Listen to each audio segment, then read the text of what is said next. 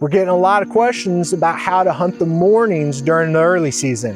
And I want to share a few tips and techniques to keep in mind if you're heading to the deer woods during the morning. It's a warm, foggy morning here at the Proving Grounds 2, and even though deer season is opened, we aren't hunting. Mornings like this are often better spent practicing with the bow or doing some scouting, looking at trail camera photos, getting a game plan together for our next hunt.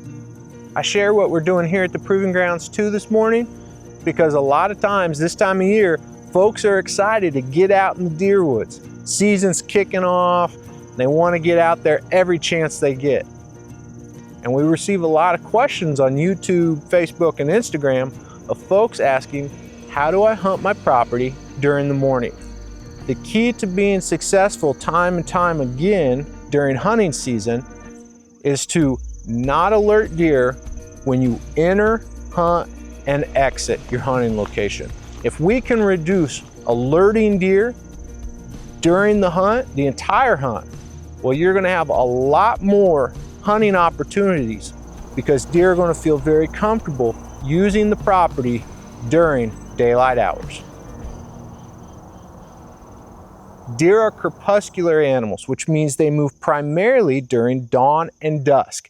And during that peak of their movement, that's when we as hunters try to have encounters with them. We need to get them within range during that short window of time. And during the mornings, especially this time of year, deer are on those food cover patterns. And a lot of times they've been feeding during the night or early morning hours. And right before daylight, they're starting to move back because they're getting ready to bed for the day. And as hunters, a lot of times we're trying to move into our stand or blind location right at that exact time deer are moving. And what happens is we almost cross trails, and it can be difficult to get to a hunting location without bumping or alerting deer as they're moving from food back to cover.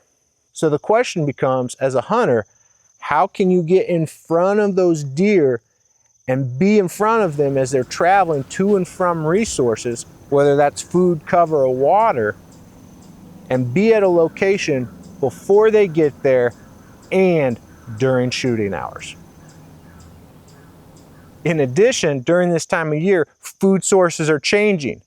So deer are shifting in their patterns. You may be thinking they're feeding in this food plot every morning and they're going to bed at XYZ location, but acorns start dropping. As more acorns are hitting the ground, that food cover pattern is going to shift some. And now, instead of a big feeding destination like a food plot, now there's food all around, and it can be tough to get within range of deer. That's why travel corridors are so important. Travel corridors or pinch points are really important throughout the entire hunting season, but really come into play, especially this time of year, if you're trying to hunt during the mornings, as they move between food, cover, and water, those resources. How can we find those travel corridors to get ahead of deer, to cut them off as they're on their feet moving and during shooting light? And if you can find those travel corridors and get to them before deer without alerting deer, then you have a really good shot at harvesting some venison during the early season. Growing Deer is brought to you by Bass Pro Shops and Cabela's. Also by Green Cover Food Plots, Winchester, PH Outdoors, Moultrie Mobile, Steel, Fleet Outdoor Apparel, Morel Targets, Fourth Arrow, Soil Pro Outdoors, Scorpion Venom Archery, Case IH Tractors, Burris Optics, G5 Broadheads, Prime Bows, and Redneck Hunting Blinds. As you're trying to identify these travel corridors, you need to look not only on your property, but the neighboring properties. Maybe your property is the travel corridor. Maybe there's a large food plot or an ag field or, big timber on one side, and there's acorns there, but there's cover on the other side of your property. And deer have to travel across your property as they go from food and cover. That can be an easy find, and that can make finding that travel corridor very easy. If your property is not that defined travel corridor, morning hunts may be a little more difficult to accomplish. And that's where really good access throughout the property can really help. Not only that, but if we can manipulate the habitat as such to create defined habitat features like cover or food, and you have good access trails through the property or a trail system all around the property, where given any wind direction you can slide in and hunt, that becomes a great property to hunt. This is all part of a well-designed habitat and hunting plan. Grant and I often work with landowners across the whitetails range, helping them develop these type of hunting strategies for their property. There are a lot of things to consider when you're developing these comprehensive strategies and plans. But as an example, if someone came and they said, we want to make this property hunt better during the mornings. If it's possible, one solution might be to put food in the middle of the property. If we could create a really good food plot or food source in the center of the property, if we did nothing else, it would cause deer to travel across the property and create travel corridors in many different areas as deer are coming and going to that food source. It would make the edges more huntable during the mornings.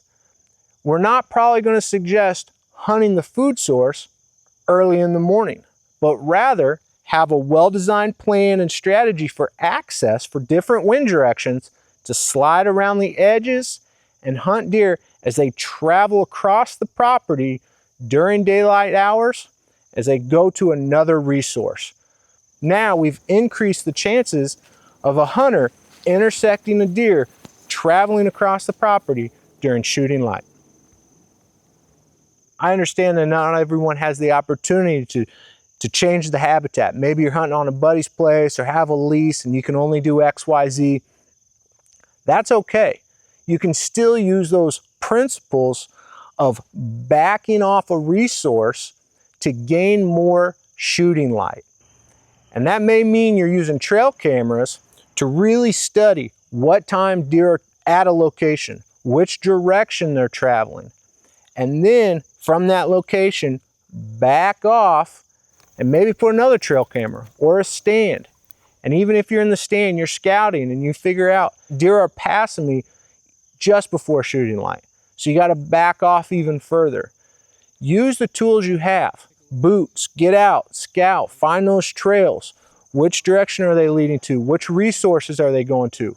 Figure out where that food and that cover or that water is and how deer are traveling in between, and then back off enough to give yourself time to intersect that deer during daylight. This can help hunters identify good hunting locations, and everything may line up and it may be perfect and deer are going right through there at the right time. But another consideration during the morning, especially during this early season, is just like this morning. There's not a lot of wind and we have high humidity. It would be really tough under these conditions to get within bow range of a deer. Our scent is just settling, it's hanging, and deer can smell very well with this high humidity. That's another consideration when you're hunting in the mornings. If you wait till the afternoon, a lot of times that wind speed will pick up and be more consistent, and you're not fighting these high humidity, still mornings, which even if you have a great hunting location, can make it tough to get in range of a deer. So those are really what I'm looking for if I'm thinking about hunting the mornings this time of year during the early season. Can I find those travel corridors that are backed off of a food source or in between food and cover or water? And am I backed off far enough to cut that deer off where they get there during legal shooting light? And I'm also really watching the weather, watching that humidity, watching that wind speed. Can I get to my standard blind location, hunt, and exit without alerting deer? Some properties can hunt really well during the mornings. Other properties may be a little more difficult to hunt and take a little more consideration to the overall hunting strategy and habitat plan to improve the hunting opportunities during morning hunts, especially during the early season. I really enjoy hunting during the mornings, watching the sun rise, squirrels cutting on hickory nuts, birds going off. It's a special time because it's a great reminder that even in dark times, our Creator provides light. And in those moments, it provides a lot of truth for the world around us and our lives. I hope you're able to slow down this week and enjoy creation, but more importantly, listen to the Creator and the purpose He has for your life. Thanks for watching Growing Deer.